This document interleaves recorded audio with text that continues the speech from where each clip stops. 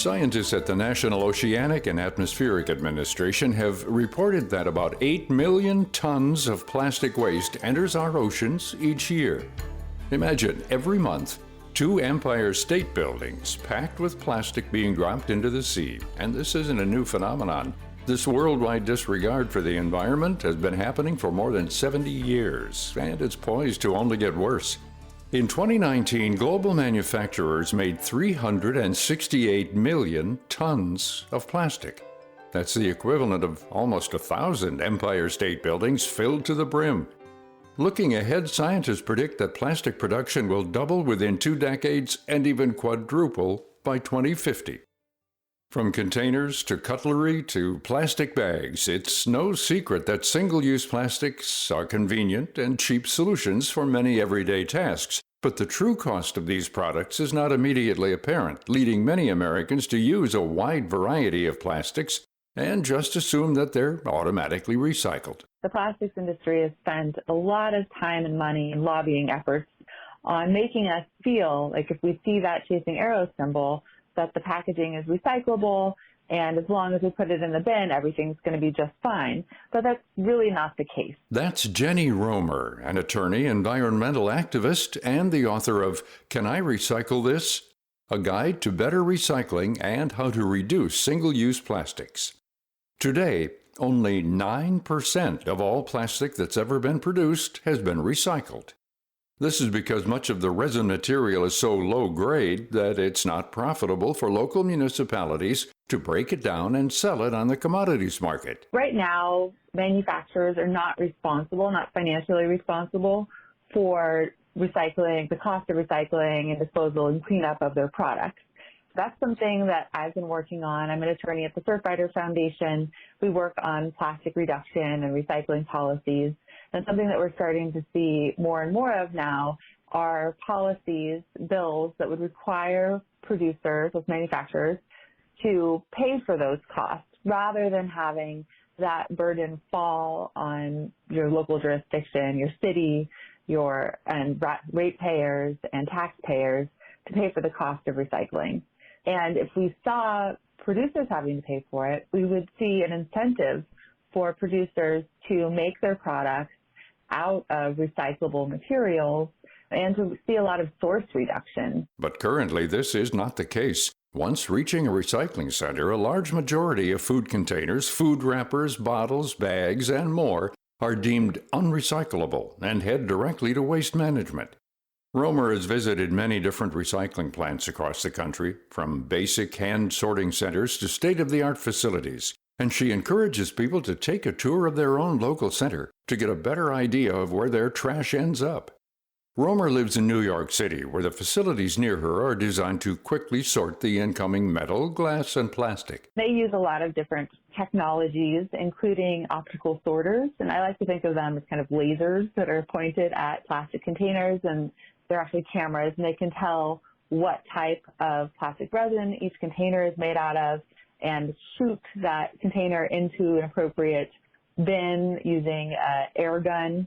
And then once that bin is full, they can be turned into bales, kind of like a hay bale of material, of one type of material, and that's then sold on the commodities market. So what are the types of plastic that can be recycled and reused? Romer notes that the answer lies in the numbers. Not all plastics are created equal. So with number 1 and number 2 plastic resins, the numbers that are within the little chasing arrow symbols on packaging, the lower numbers are more recyclable than the higher numbers. So plastic milk bottles and plastic water bottles, those have a market demand. There's a buyer at the other end who wants to buy those types of plastics. But a lot of the other plastics, the number 3 through 7s, those don't have a consistent buyer. And when something doesn't have a consistent buyer, those are going to go to landfill or incineration. So the next time you're about to throw an item into your blue recycling bin, look at the number listed in the triangular arrows at the bottom of the package. Romer says that in the U.S., for the most part, the lower value plastics, ranging from 3 to 7, end up being sent off to landfills either here or abroad. Landfills are designed as kind of tombs. They aren't really designed to have products and packaging degrade in landfills. They're supposed to get compacted and stay there forever. And so the Federal Trade Commission regulates what can be said about recycling and composting and biodegradability. And the Federal Trade Commission says that companies should not claim that their products biodegrade in landfills, because that's really not the point of landfills. Aside from domestic landfills, the U.S. has a long history of shipping more than half of its plastic waste to China and other developing countries. Kate Melgis is all too familiar with this process. Melgis is the plastics project leader at Greenpeace USA, a nonprofit organization focused on environmental activism. She says that the majority of these nations are ill-equipped to properly hold the waste, and much of it ends up littered throughout beaches, coastlines, and in rivers. From there, it eventually drains into our oceans. One example is the Great Pacific Garbage Patch, a floating island of litter located in the central Pacific Ocean that's roughly twice the size of Texas. While this pool of garbage is massive, scientists say it represents just a tiny fraction of the total trash currently in the ocean. So, where does the rest end up? Most of the plastic that enters into the ocean actually ends up sinking to the seabed. So they found plastics as deep as the Mariana Trench. I think about 1% of what is actually in the ocean is on the surface and floats, and that just happens to do with density and what's heavier than seawater, and a lot of it ends up sinking. Late last year, a new report by CSIRO, Australia's national science agency, estimated there to be anywhere from 9 to 16 million tons of microplastics embedded on the sea floor. Compare this to the massive visible size of the Great Pacific Garbage Patch, which holds only 87,000 tons of trash. Much of this plastic will never fully decompose and will break down into microplastics that wreak havoc on the environment. Animals are eating it. They mistake plastic for food. There's fish that take bites out of plastic. I can't tell you the number of bottles and plastic trash that we've found in the ocean that have bite marks taken out of them from fish and turtles and all sorts of different animals. We've all seen the videos and images of dolphins and whales washing up on shores with bellies full of plastic. We've seen images of birds feeding their young plastic, and birds that are dying or that are dead in their skeletons, and you can see plastics and where their stomach used to be. Microplastics may not be as visible as a floating plastic bottle, but scientists have found evidence of these tiny shards causing problems all across the world's ecosystems. We're finding plastic in the air that we breathe. They found plastic at the top of the Rocky Mountains, the top of the Alps, microplastics, and it's in the water that we drink and the seafood that we eat. So it's not only just a crisis for marine animals and wildlife in our oceans, but it's a health crisis for everyone. Plastics contain chemicals that are known to be harmful to human health, so endocrine disruptors and carcinogens, and ingesting them increases our exposure to these harmful chemicals. And we're just starting to look at what that does to human health. But there are toxic chemicals that are known to cause reproductive issues and cancer and respiratory issues. Plastic pollution has a clear correlation with negative effects on our environment, food sources, and even human health. With this information in hand, what's being done to curb single-use plastic consumption and decrease the amount of waste seeping into oceans?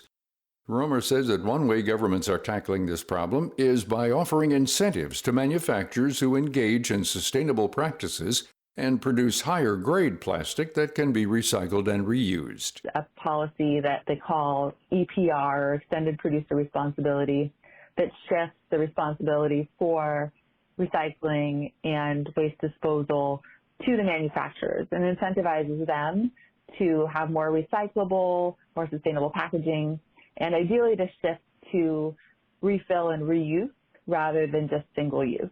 And so hopefully incentivizing that infrastructure that we need in order to do things like have refillable beer bottles and milk containers and things like that, and even things like shampoo and cereal, being able to go to a store and not just kind of a crunchy health food store, but a really mainstream store to buy everything that you need without having to pay for that extra packaging. Romer points out that while policy, law, and international cooperation are big factors, individual actions also matter.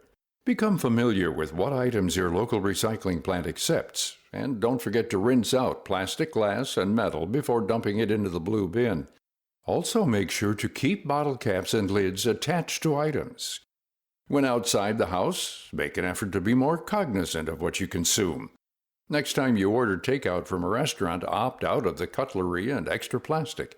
When you're at the store, try to buy less cheap plastic items like water bottles, single-use containers, and plastic bags. A lot of us learned the 3 R's, reduce, reuse, recycle, but most of us just pay attention to the recycle part. So I really support refill and reuse as much as possible. And so when you're at the grocery store, if you have the option to buy from a bulk bin rather than buying something from a store shelf that is covered in packaging, that's a great option. Or if you can buy your milk in a reusable glass container rather than buying it in plastic or one of the paperboard cartons, that's a really great option. But unfortunately, a lot of us don't have those options locally. So, making those personal choices whenever you can, but also working, supporting policies that would incentivize companies to shift towards the reuse refill models to make those much more widely available than they currently are. The shift to sustainability is difficult, but it's a necessary adjustment in order to ensure that future generations live in a world that's not littered in plastic. To learn more about this topic, our guests, and get links to environmental legislation on plastics, visit viewpointsradio.org. You can also read Jenny Romer's new book, Can I Recycle This? A Guide to Better Recycling and How to Reduce Single-Use Plastics, available online and in bookstores. This segment was written and produced by Amira Zaveri. I'm Gary Price. Welcome to today's Book Minute, brought to you by Booktrib.com, the leading source for book news and reviews. Celebrated novelist Mike Bond has been called one of the 21st century's most exciting authors. His new historical epic, America, is the first of a 7-book series that relives the last 70 years and our nation's most profound upheavals since the Civil War, a time that defined the end of the 20th century and where we are today. Book 1, America, opens in the shadows of World War II and Korea and ends in the late 1960s, a decade that shook America to its foundation.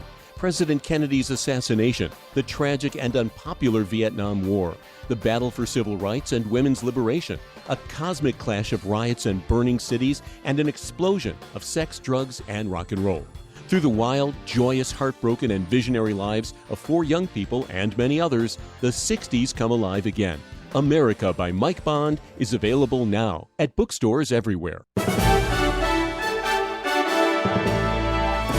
And that's Viewpoints for this week. Viewpoints is a production of MediaTrax Communications. Follow us on Twitter, Facebook, and Instagram to learn more about upcoming shows and find a library of past programs on Apple Podcasts, Google Play, and Spotify. Plus, you'll always find previous segments and more information about our guests at viewpointsradio.org. Join us again next week for another edition of Viewpoints.